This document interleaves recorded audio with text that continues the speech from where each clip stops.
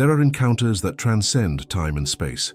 There are connections that, even in absence, continue to pulse in silence, as if something greater operates beyond visible logic. When two destined souls part ways, it is not only physical separation that takes hold, but a profound psychic journey marked by challenges, trials, and inner reunions.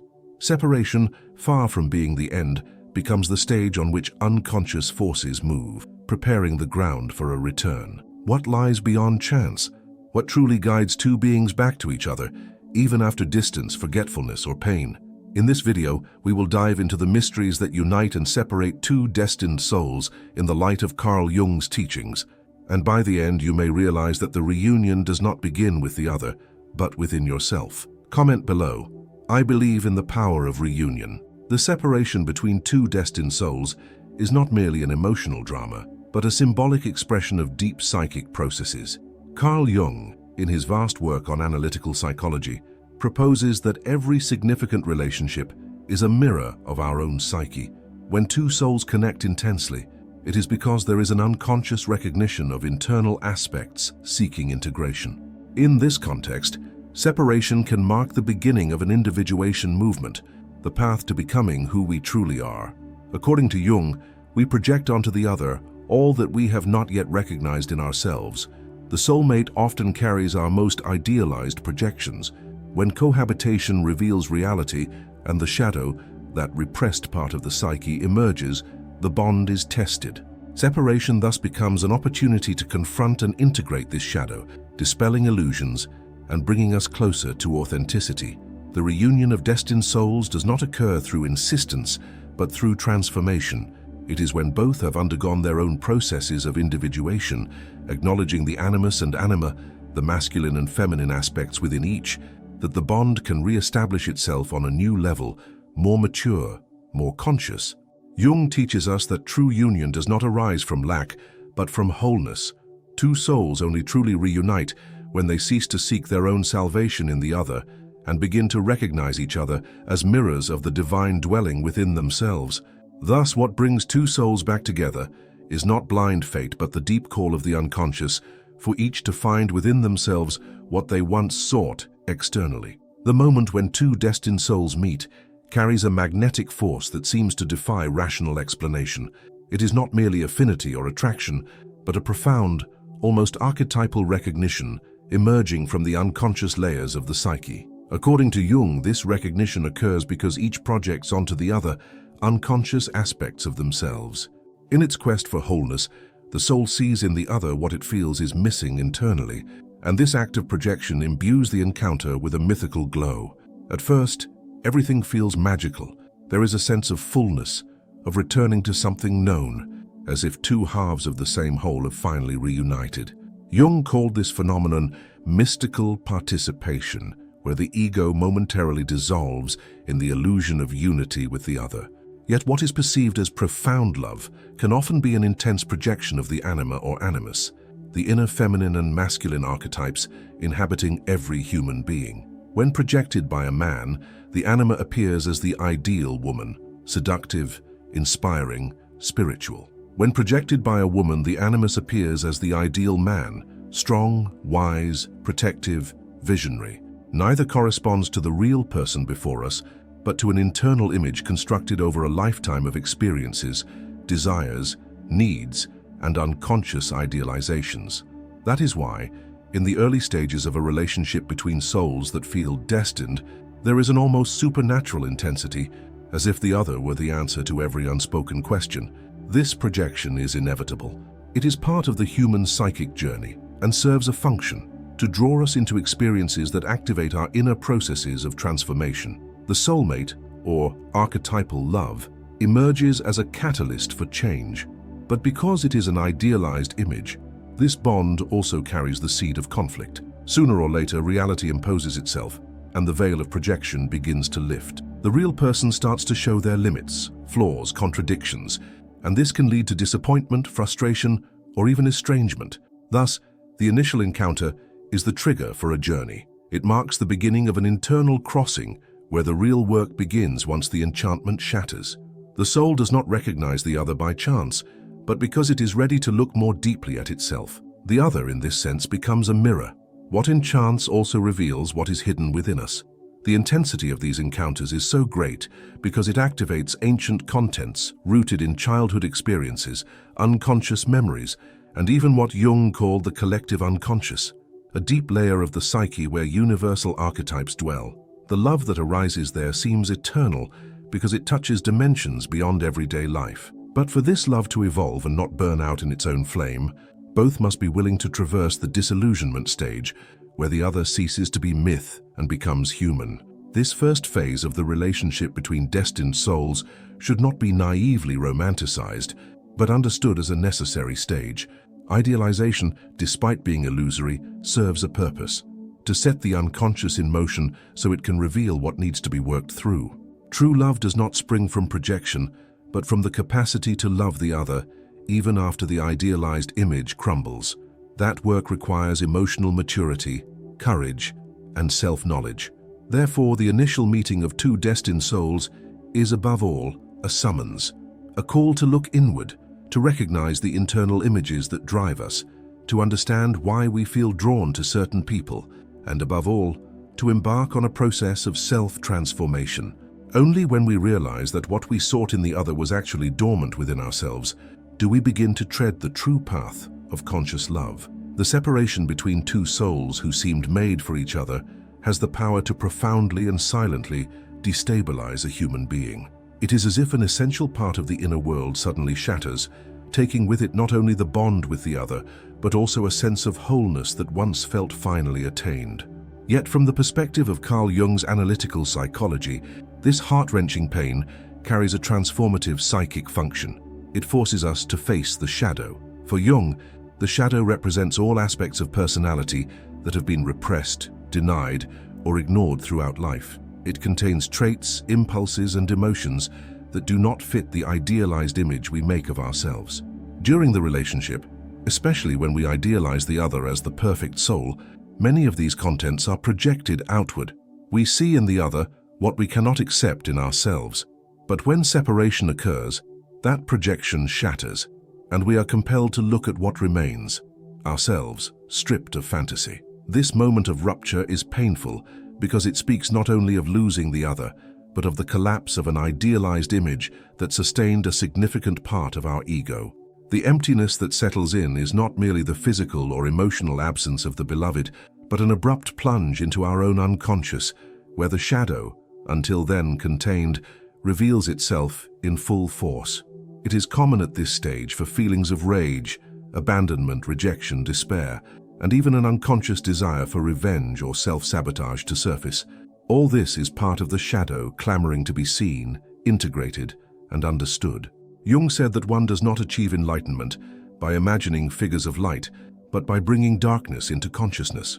Separation, in this sense, is a summons to confront this personal darkness.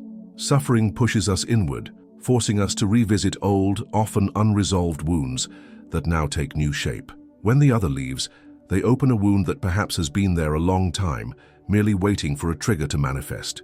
It is in this abyss that the opportunity for true transformation lies. By diving into this symbolic grief, we begin to question our unconscious motivations. Why did we project so much onto the other?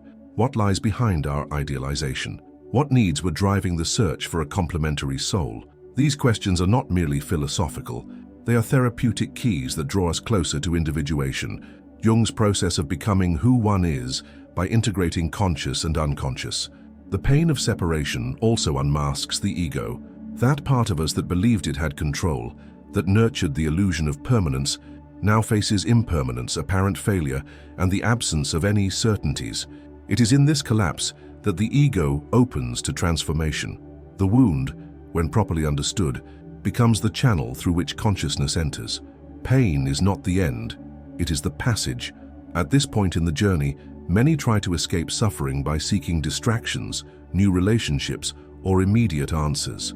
But the Jungian proposal is the opposite: not to flee, but to stay. Stay in the void, in the silence, in the anguish, so that from that remaining emerges a new truth. If the reunion with the other is truly destined, it will not occur without this internal reunion, where every fragment of the shadow has been looked at, named, and slowly integrated.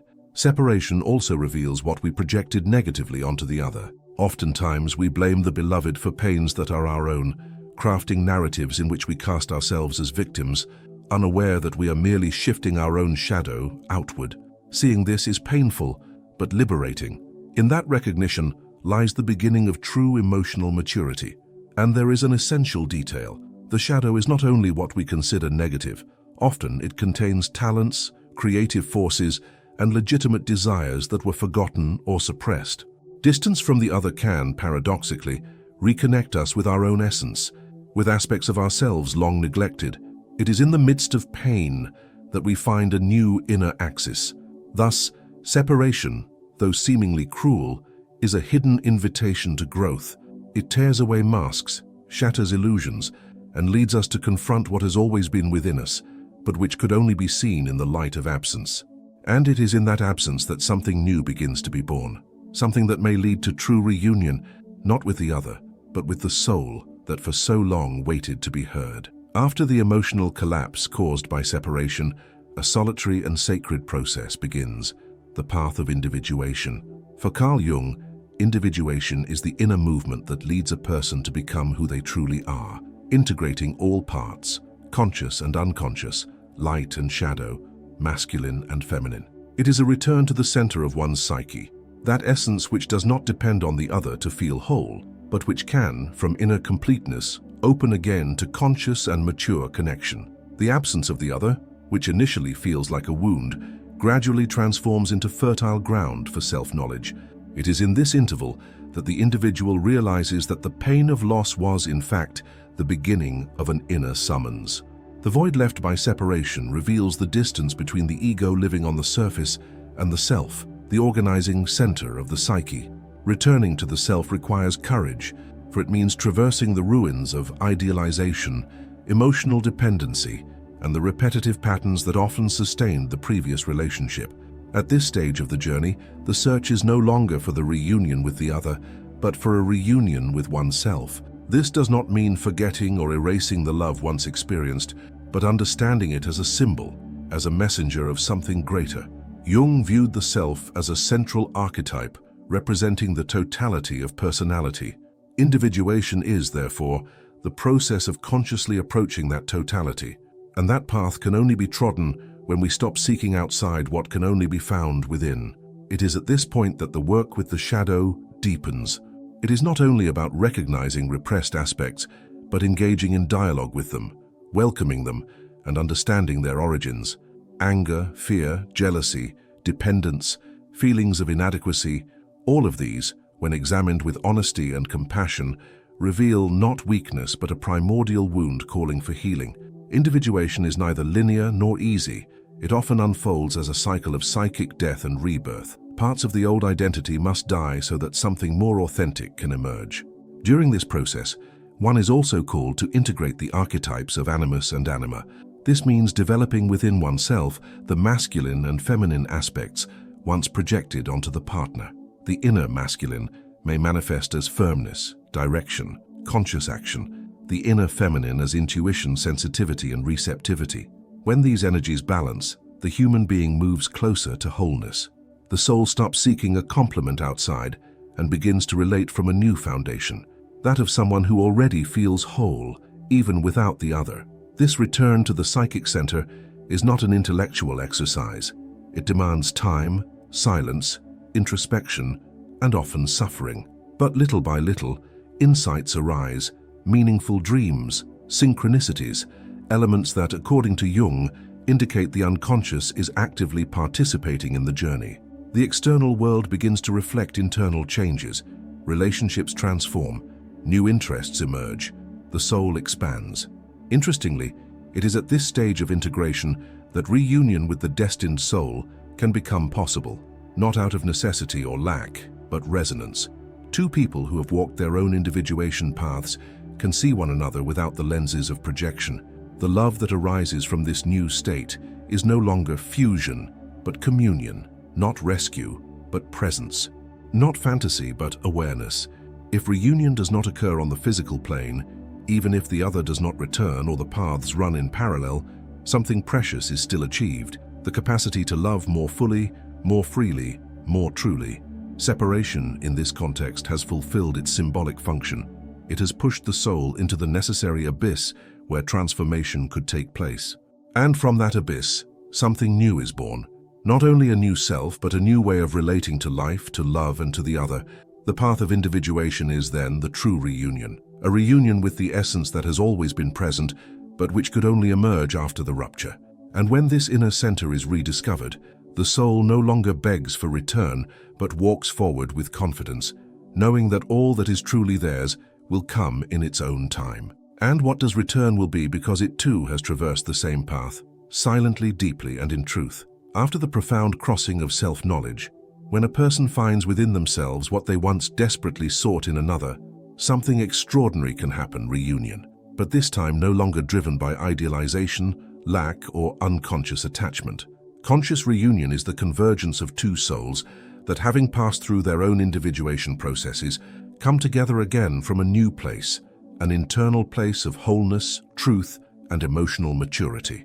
In the alchemical imagery, Jung often used as a metaphor for individuation, this moment represents the conjunction of opposites, the alchemical marriage.